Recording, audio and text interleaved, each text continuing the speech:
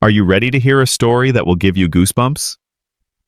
If you are, hit that like button to boost your courage, share to warn your friends, and subscribe to our channel so you won't miss any chilling tales from us. Now then, let the story begin. The house was beautiful. It was like a dream. 2 stories, 2 bathrooms, 2 beds. The living room dropped down like in the 70s, and the kitchen was complete with an island and a beautiful view of the garden and a large, towering apple tree. There was even some decor left by the previous residents. Little bird feeders, a stone Buddha by the front step, a tree of life tapestry hanging in the living room. The realtor had told my parents the previous resident wouldn't be needing these things back, but she would remove them before we moved in, but my parents told her not to. It made the space feel cozy and lived in. We moved in at the beginning of summer, so I didn't have to worry about school for a while. It was nice to have no additional stress, but it made me sad to have those months free without much opportunity to see my friends. I found myself worrying about what they were doing, if they were having more fun without me, if they'd already forgotten I existed. It didn't take long for me to realize moving was lonely. I spent my summer in the garden, pretending I was a forlorn maiden, cast away from everything she knows. I lay in the cool dirt beneath the apple tree, watching the leaves flutter in the warm breeze.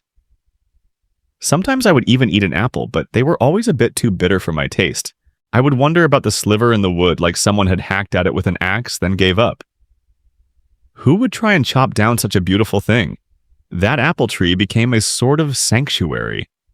The shade protected me from the blazing sun on the hotter days, and the trunk became an incredibly comfortable backrest to lean back on and read. One day, while I was doing just that, something blew up against my leg, a dirty, stained piece of paper. I set my book down and picked it up, curious. I scanned it quickly. It looked like a letter from what I could make out, but it cut off at the end, and there was no backside. I shifted from my spot against the tree, digging my fingers into the soft dirt and searching around. I thought that if this letter had been here, maybe, just maybe, the rest were too. I was desperate for excitement at that point, and I wasn't beyond getting my hands dirty to find some. Sure enough, soon my fingers were prying at dampened notebook paper, carefully edging it out of the soil. I think I found most of them just searching in the dirt. They weren't buried very deep. As soon as I finished reading those letters, I went to find my parents, heaving. We left that house and we never came back. I'll do my best to relay to you what the letters said. At least what I could read of it.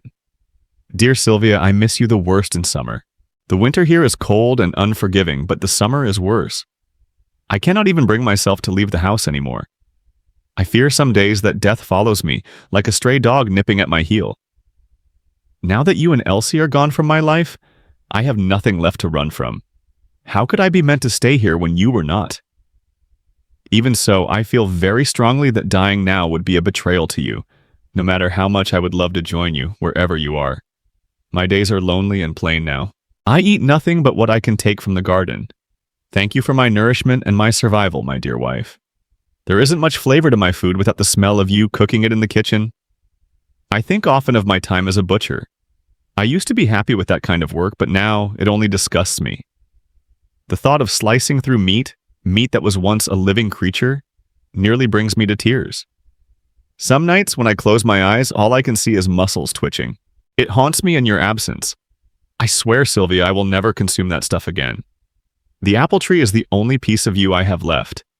The only living piece. I could go catatonic for hours just watching it sway. When I see that tree, I feel that you're nearby. I miss you. R. Dear Silvia, yesterday I went to sit under our tree. It pains me that when you were alive, I didn't spend much time in our garden. Perhaps I had old hermit in my blood even then. I preferred to watch you from the kitchen, admiring your gardening prowess from a distance. Perhaps that makes me a bad husband. But I think you liked that about me. How I always gave you enough space. It's nice out here, very peaceful.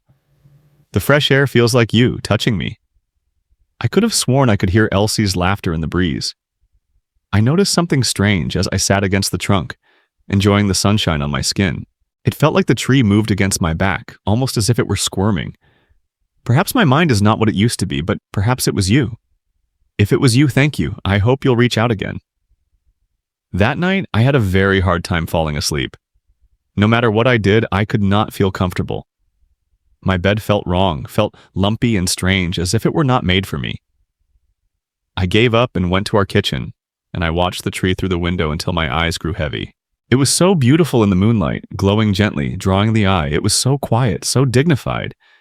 It made me feel uneasy, but in a comforting way, as odd as that may sound. When I got back to bed, it didn't feel wrong anymore, and I was finally able to rest. R. Dear Silvia, these days, all I find myself doing is wandering the house, reminiscing. I don't dare move or change anything. I want to preserve everything just the way you left it. Our house is covered in little trinkets, hippie things that I don't entirely understand. You always had such an earthly style. Some of it I don't care for. It simply isn't my cup of tea, but I never would have told you that. I would never want to step on your toes. It's apple season again. I remember watching you and Elsie climb our tree, shrieking and laughing uproariously as you hung from the branches like monkeys. Elsie, my little monkey. My little. I know she never cared for that nickname when I called her it, but it stuck. You were such a good mother, Silvia. I hope you knew I knew that. I used to love apple season. I loved watching you pick them, dropping the ripe ones into wicker baskets in the grass. And a couple of days later, the entire house would smell of pie, sweet cinnamon, and sugar. And it would linger for days, even all the way up in the attic. This is something I miss dearly. Please come back, Silvia, and bake one last apple pie. R. Dear Silvia, today I went out to pick apples. I thought maybe I could take a crack at your old apple pie recipe, perhaps treat myself to something besides wilted vegetables. However, something very strange and disturbing happened to me. I was collecting the ones that looked the ripest. I am not the most well-versed in things like this, but I can make an educated guess. I found one that looked so perfect. It was red and shiny, not a scratch on it or a single wormhole, which felt lucky. I went to take a bite, and what I found caused me to vomit into the grass. Inside of the apple was meat. Raw meat. It was not quite the kind of meat I used to butcher, although it twitched as such. I could see white muscles and tendon. It oozed with pink plasma where my teeth had parted the skin.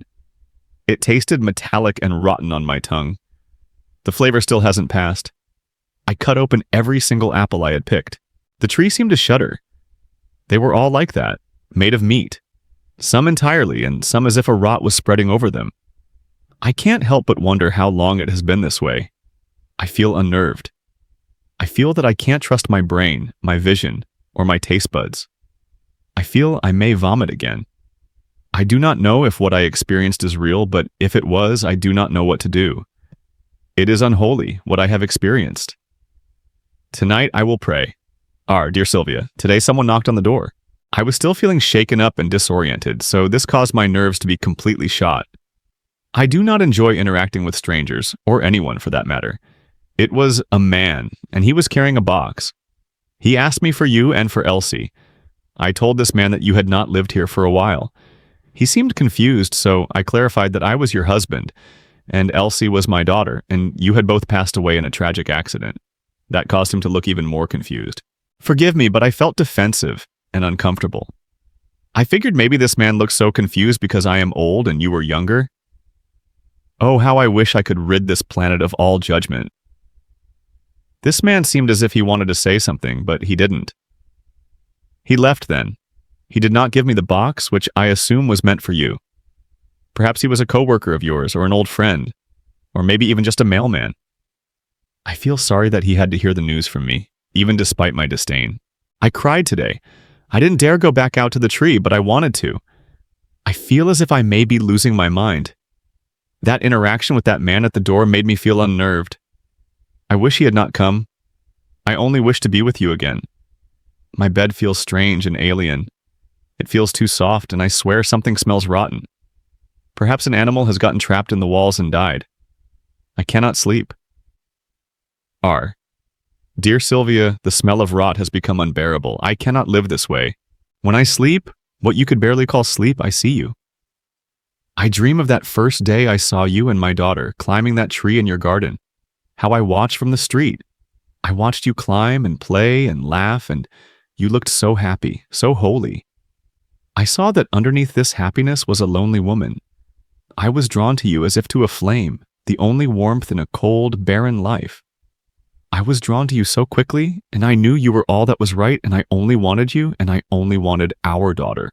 It was you or nothing at all. You or the cold. And then these dreams twist and turn into nightmares, and I'm brought back to the day of your death. How you knew you would leave me before I did. And you looked at me with tears in your beautiful brown eyes.